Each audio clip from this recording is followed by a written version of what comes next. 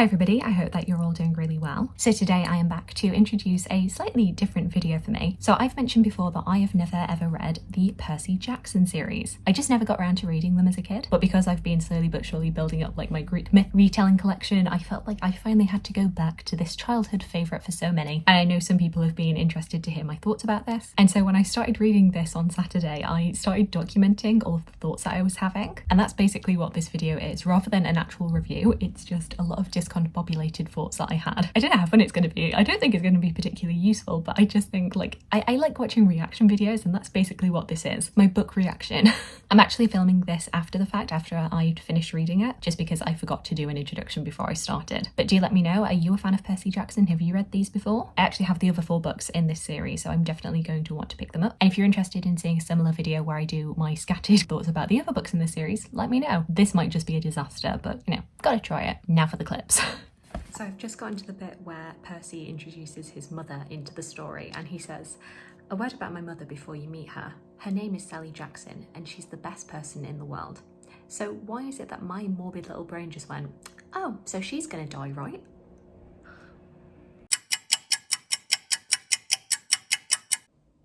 Was I wrong? This is a great first line for a chapter. With a line like, "You have his black hair, you know, and his green eyes." I think I've highlighted why it was that this has been compared so often to another fantasy series. But like, come on. Also, can someone tell me why I was so pleased with myself for recognising the 3 women cutting yarn as the Fates? Like, I'm not 10 years old reading this for the first time. I'm 26. I have a good, well, decent grasp of Greek myth. Like, I shouldn't be this proud of myself.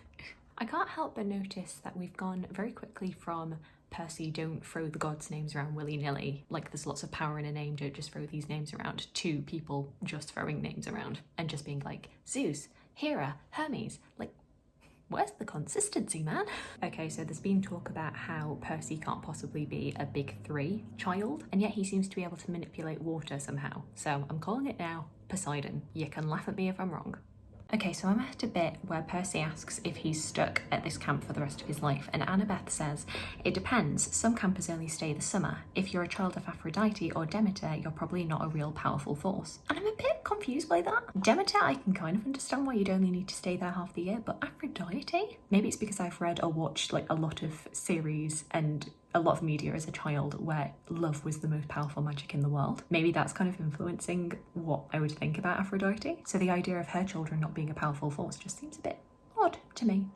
Okay, this is just getting silly now. Percy has started lessons at this camp and he doesn't seem to be good at anything aside from canoeing. And yet everybody's kind of stumbling around like, what god could this kid be related to? This kid who seems to be exclusively good at water-based things. So I'm at this bit where Grover and Percy are talking, and Percy says, "Grover, have heroes really gone on quests to the underworld?" "Sometimes," he said. "Orpheus, Hercules, Houdini." Houdini? Don't just slip that in there. Called it. Okay, here's my prediction going in.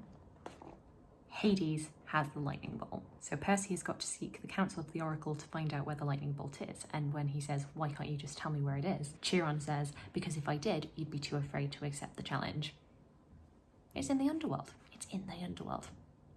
Once again, you can laugh at me if I'm wrong. Okay, but now I'm thinking that was too easy. And Percy has listened to the oracle, and the oracle says that he's going to be betrayed by somebody who he thinks was a friend. And I feel like the road is pointing us down it being Grover, because Grover is like his only friend. So now I'm starting to think, what if it's Chiron? Which I don't want to think, because I like Chiron. What if Chiron's really the one who has the lightning bolt? And it's like been in the camp the entire time. It's not at Hades at all. Okay, so Percy is asking where the entrance to the underworld is. And the thing about Olympus is that apparently it moves wherever the West is most powerful, so it's now in America. And Chiron just goes, "The entrance to the underworld is always in the West. It moves from age to age just like Olympus. Right now, of course, it's in America." "Where?" Chiron looked surprised. "I thought that would be obvious enough. The entrance to the underworld is in Los Angeles." And I mean, like, I'm British. I have no stake in, like, East versus West conflict between the US, but the idea that Los Angeles is where the underworld is just hilarious to me. Attention, attention, there is a Hilary Duff reference in this book. Like, does this date this book quite a lot? Yes.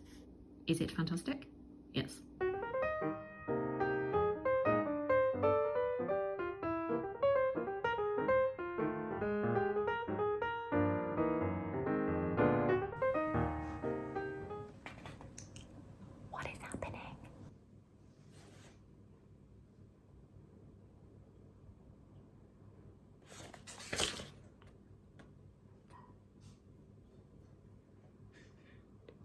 This might be the best chapter title ever.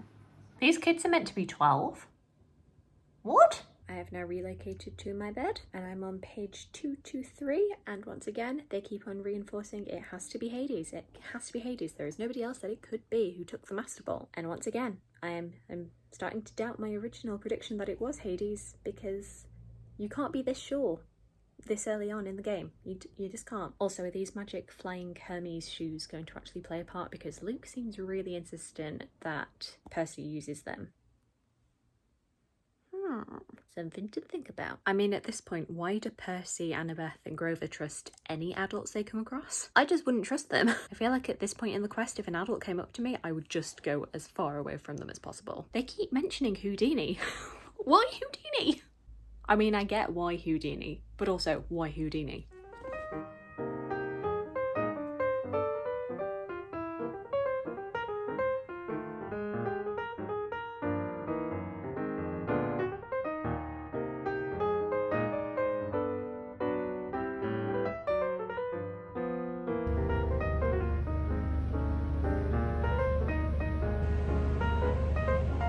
I really like Hades. Okay, I don't want to say that every character in this book has severe daddy issues, but they kind of do. It's always issues with fathers. Okay, but like, what is the point of Gabe? Like, why is he there? He's just the worst. Like, he can go die in a hole. He's horrible. There's just nothing redeeming about him. He's like a Roald Dahl villain. Okay, I know I just said that Gabe could go die in a hole, and I'm not saying that he doesn't deserve to be turned into a statue. But Percy is way too casual about the idea of murdering him and turning him into a statue. Like, whew. Like, Percy, you are 12 years old. You should not be this comfortable killing people. Okay, we're nearing the end, and I'm getting kind of uncomfortable about the fact that Luke wants to, like, isolate Percy with, like, Diet Coke or whatever. I don't know. I feel like there's still... I like Luke, but I feel like there's something dodgy. Anytime somebody pulls Percy aside, I'm like, stay away. So maybe there's something there.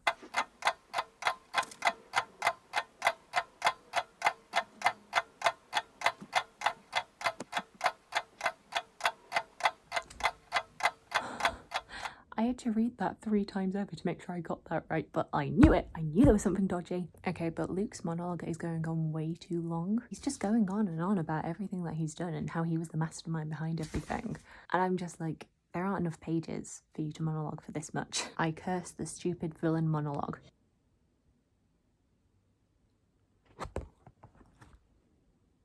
And we're done. I will just say as a parting thing, I'm never gonna not find the nicknames of like Wise Girl and Seaweed Brain. Like, what is that? What is that? I don't want to sound patronizing, but I feel like that does kind of cement that this is a children's series, because like, what are those nicknames?